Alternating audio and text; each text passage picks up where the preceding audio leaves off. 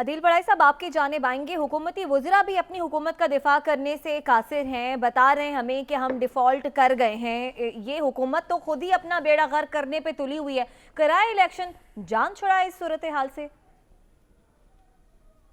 اپنا بیڑا غرق تو کر دیا, اب عوام کا بیڑا غرق بھی کر رہے ہیں. اعتراف جرم کر لیا یہ آج خواجہ صاحب نے, اور یہ اعتراف جرم کر لیا, لیکن یہ عدالت نہیں لگنے دے رہے جس کے سامنے اعتراف جرم کے بعد سزا ملنی ہے. وہ عدالت ہے الیکشن, وہ عدالت ہے عوام کی عدالت, وہ یہ لگنے نہیں دے رہے. اس کو زور زبردستی جیسے تیسے کر کے, آئین کو پامال کر کے اس میں تو کہہ رہے ہیں نا آپ کے عوام کی عدالت میں تو جانے کے لیے ان کے پاس ہے ہی نہیں کچھ, اور عوام کی عدالت میں جانے کے لیے ان کے پاس کچھ ہے ہی نہیں, الیکشن آگے لے کے جانے. اور یہ ابھی اعتراف جرم کر رہے ہیں, اور ساتھ ہی ساتھ یہ جو آپ کلپ سنا رہی تھی, اچھا یہ کانوکیشن سے خطاب کر رہے تھے نا, تو نوجوانوں کے سامنے یہ بڑا سچا بننے کی کوشش کر رہے تھے.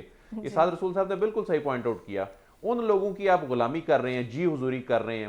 آپ کے پاس وہاں اختلاف رائے کا آپ میں جرت نہیں ہوتی, اور یہاں پر آپ یہ بتا رہے ہیں کہ کچھ لوگوں کے پاس وسائل ہیں, غریب آدمی تو اپنے علاج بھی نہیں کرا سکتا. تو آپ کی قیادت نے اور آپ لوگوں نے کیا ایسے ہاسپٹل آپ نے بنائے نہیں کہ آپ کی اپنی قیادت یہاں سے علاج کرا سکے, غریب آدمی کیا کرائے. جی عدیل تو بڑائی صاحب وسائل کی یہ جو بات کر رہے ہیں کہ کچھ لوگوں کے پاس وسائل ہیں وہ اپنا علاج کرا سکے, میرا خیال ہے یہ باتوں باتوں میں نوجوانوں کے سامنے اپنی ہی قیادت کو کچھ سنا رہے تھے. حسن, اپنی قیادت کو جو ہے وزراء سنا رہے ہیں, پہلے ان کا دفاع کرتے تھے, اب اپنی قیادت کا دفاع نہیں کر پا رہے. تو کیا نون لیگ کو خاص طور پر خود بھی کچھ سمجھ آ رہی ہے یا نہیں؟ ان کو سمجھ آ رہی ہے یہ نہیں آ رہی, لیکن غریب عوام بھی کیا سوچتی ہوگی کہ ہمارا کن سیاسی مداریوں اور شعبدہ بازوں سے جو ہے وہ پالا پڑ گیا ہے, اور 8-9 مہینوں میں ہمیں کیا بتاتے تھے, کہاں سے کہاں لا کے کھڑا کر دیا ہے. اگر آپ دیکھیں تعلیم, صحت, اسی طرح کرائے, پھر جو دیگر جو ہماری وہ اشیاء ضروریاں ہے, عوام غریب عوام کی جو دسترس ہے اس سے بالا تر ہو چکی ہے.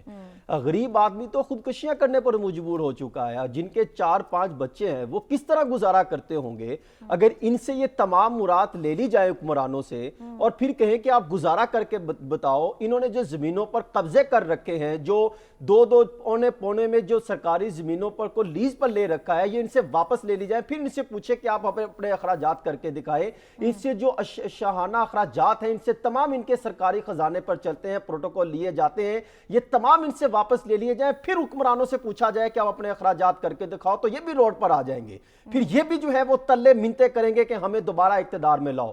اگر آپ دیکھیں تو یہ ابھی آپ نے کل وہ رپورٹ دیکھی ہے جو معاشی رپورٹ آئی ہے کہ 38% جو ہے وہ مہنگائی ہو گئی ہے. اگر آپ دیگر رپورٹس کا جائزہ لیں جو غیر جانبدار ہیں, وہ یہ کہتے ہیں 51% جو ہے وہ مہنگائی بڑھ چکی ہے. اور جو IDP ہے, ایشین ڈیولپمنٹ بینک, ان کی ایک رپورٹ آئی تھی وہ میں پڑھ رہا تھا, وہ یہ کہتی ہے کہ جہاں پر 30% مہنگائی ہو پاکستان میں, تو اندازہ کریں 22 ملین عوام غربت کی لکیر سے نیچے ہو جاتی ہے. یعنی 30% ہو تو 2 کروڑ 20 لاکھ عوام, اور اب کتنی آپ اندازہ لگائیں, 38% تو خود مار رہے ہیں. پھر مہنگائی کی یہ بات کرتے ہیں, غریب آدمی کو آج وہ مارنے کے ڈیفالٹ کر دیا. ٹھیک ہے.